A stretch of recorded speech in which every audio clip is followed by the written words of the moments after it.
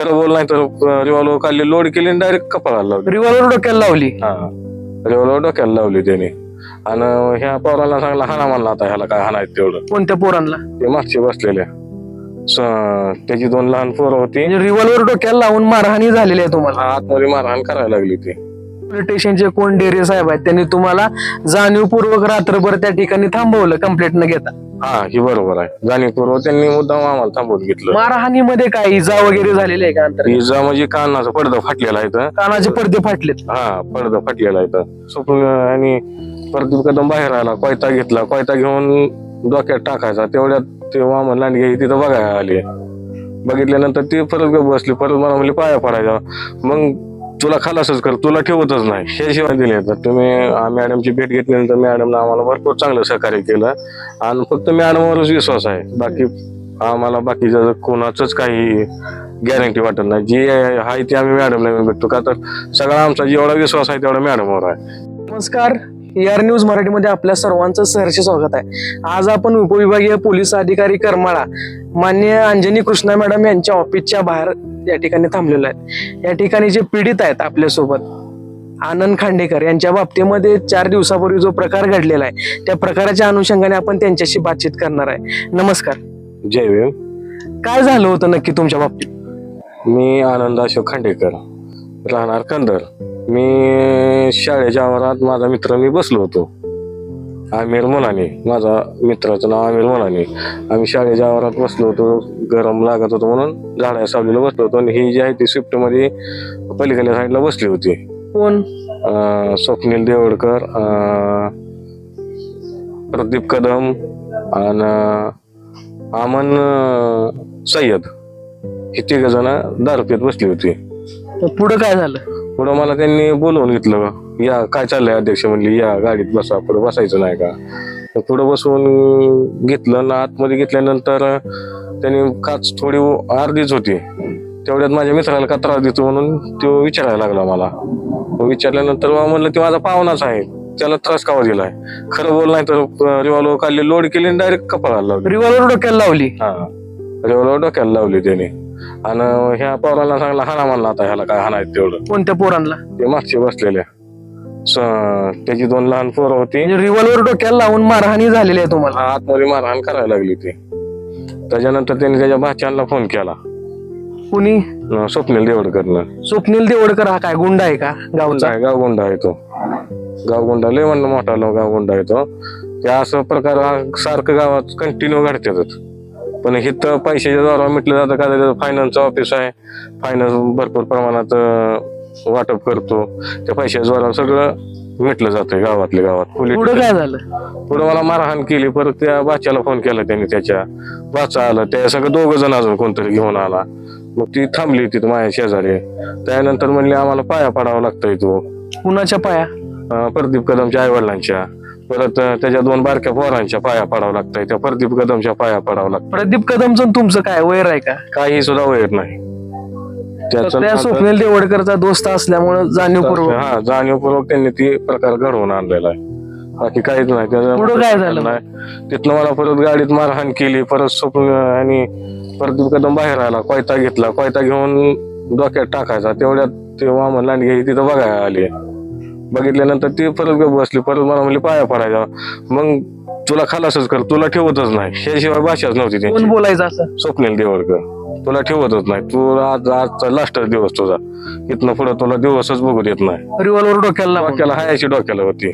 त्यानंतर प्रदीप कदम म्हणला माझ्या आईबापाच्या पाया पडावं लागतंय ह्यानी, तेव्हा मिटतंय. मग मला तिथनं तसंच दाख लावून परत गावातनं तसंच प्रदीप कदमच्या घरी नेलं. घरी नेऊन त्यांच्या 2 वेळा पाया पडायला लावलं. त्यानंतर महागारी पाया पडून आल्याच्या नंतर बाजार तळ आहे, बाजार तळापाशी उभा केली गाडी. परत मला म्हणली ही जर कुठं बाहेर कुणाला सांगेल तुला हाय अशाच जागेला परत घरादाराला गोळ्या घाली नेऊन. पुढे काय केलं तुम्ही मग? पुढं काय नाही, ठीक आहे बाबा म्हणलं, इथून पुढं नाही म्हणलं. हे करत मी गाडीतनं उतरलो, चालत घरी आलो. तिथनं माझ्या बारका शिवीगाळ म्हणजे कशा प्रकारची शिवीगाळ होती तुमच्या बाबतीत? शिवीगाळ म्हणजे जातीवाचक शिवीगाळ, लय घाण शिव्या दिल्या आतमध्ये. ते बी प्रदीप कदम काय बोलला. तुम्ही काय काम करता? मी टेम्पो चालवतो. तुमचं आणि स्वप्नील देवडकरचं काय काय संबंध नाही, नुसतं आपले हाय बाय चांगलं म्हणजे ओळखीचा आहे तो. रोज फक्त येता जाता त्याचं फायनान्स आहे जातीवाचक शिवीगाळ ही झालेली आहे. हा जातीवाची शिव वगैरे झालेली आहे. जातीवाद लय घाण शिव दिले जातीवरनं. ज्या टायमाला प्रदीप स्वतः काय म्हणला की महार ही म्हणजे न सांगण्यासारखी जातीवाची पुढं शिव. काय झालं, तुम्ही काय केलं मग पुढं भावाला फोन केला. भावाला फोन करून मी सांगितलं. मग फोन आल्याच्या नंतर भावाने 112ला फोन करून माझा नंबर दिला. मला फोन आला साहेबांचा, तुम्ही सेफ आहेत का? म्हणलं आहेत.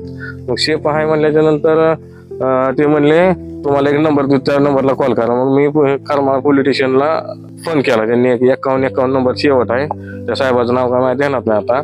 पण त्यांना फोन केला तर ते म्हणले तुम्ही तिथं थांबण्यापेक्षा इकडे येऊन कंप्लेंट द्या पोलीस स्टेशन. तुम्ही पुढे गेला कंप्लीट करायला? हा कंप्लेंट किती करा. वाजता गेलता? मग माझा बारका भाऊ तिकडून आला आणि मग आम्ही दोघं मिळून इथं आलो करमाळा पोलीस स्टेशन. 6 वाजता आलो. 4 वाजता नुसते लावली जाऊ. पहाटेच्या 4 वाजेपर्यंत तुमची कंप्लेंट घेतली नाही. कोण होते त्यावेळेस? PSI वगैरे काय सांगू PSI शकाल ढोरे का? साहेब होते. परत सुरुवातीला आम्ही आलतो 6 वाजता, त्या टायमाला शेख साहेब होते. कोण आहेत शेके? शेख ठाणे अंमलदार होते तिथं. बर.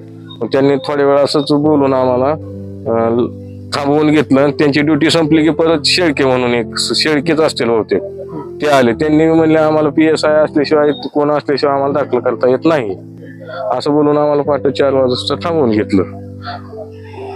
पुढे कोण आलं मग तिथं?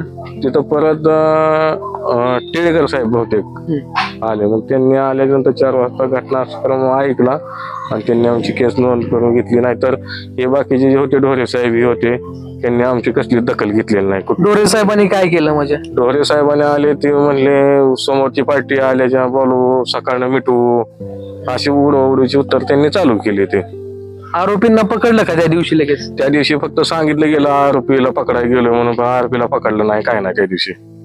आता किती आरोपी पकडलेले आहेत गुन्ह्यात? आता सध्याला टोटल 5 आरोपी आहेत, पण 5 मधला एकच आरोपी पकडला. 5 मधले 1 आरोपीला फक्त पकडलेला आहे. पकडलेला आहे.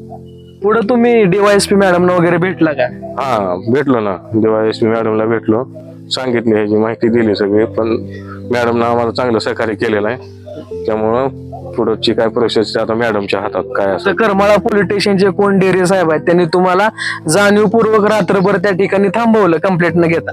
हा ही बरोबर आहे. जाणीवपूर्वक त्यांनी मुद्दाम आम्हाला थांबवून घेतलं. मारहाणीमध्ये काय इजा वगैरे झालेली आहे का? अंतर इजा म्हणजे कानाचा पडदा फाटलेला आहे इथं. कानाचे पडदे फाटलेत? हा पडदा फाटलेला आहे इथं.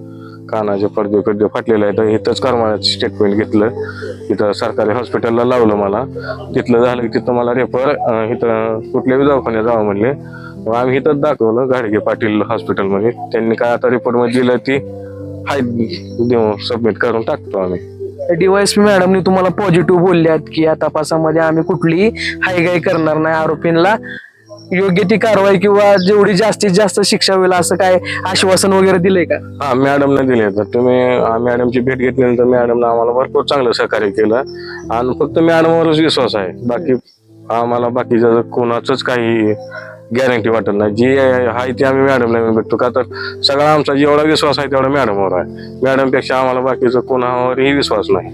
या ठिकाणी हे जे पीडित आहेत आनंद खांडेकर यांच्या बाबतीमध्ये जो रिव्हॉल्वर डोक्याला लावून जो अपहरणाचा किंवा जाणीवपूर्वक जातीय द्वेषातून या ठिकाणी त्यांना नाहक त्रास देण्याचा या ठिकाणी प्रकार झालेला आहे, त्या प्रकरणामध्ये पोलिसांच्या वर सुद्धा या ठिकाणी भूमिका संशयास्पद आहे. त्यामुळे या ठिकाणी जे करमाळ्याच्या उपविभागीय पोलीस अधिकारी DYSP अंजना कृष्णा मॅडम आहेत, या कर्तव्यदक्ष आणि संविधानिक मार्गाने काम करणारे अधिकारी म्हणून त्यांचे या ठिकाणी नाव लौकिक आहे. या ठिकाणी या प्रकरणामध्ये आनंद खांडेकरांच्या अॅट्रॉसिटीच्या किंवा या ठिकाणी UP बिहार सारखी परिस्थिती करमाळा तालुक्याची झालेली आहे का असं या ठिकाणी मला वाटतं. या ठिकाणी अंजनी कृष्णा मॅडम या गुन्ह्यामध्ये आरोपींवर काय कारवाई करणार याकडे सर्वांचं लक्ष लागून राहिलेलं आहे.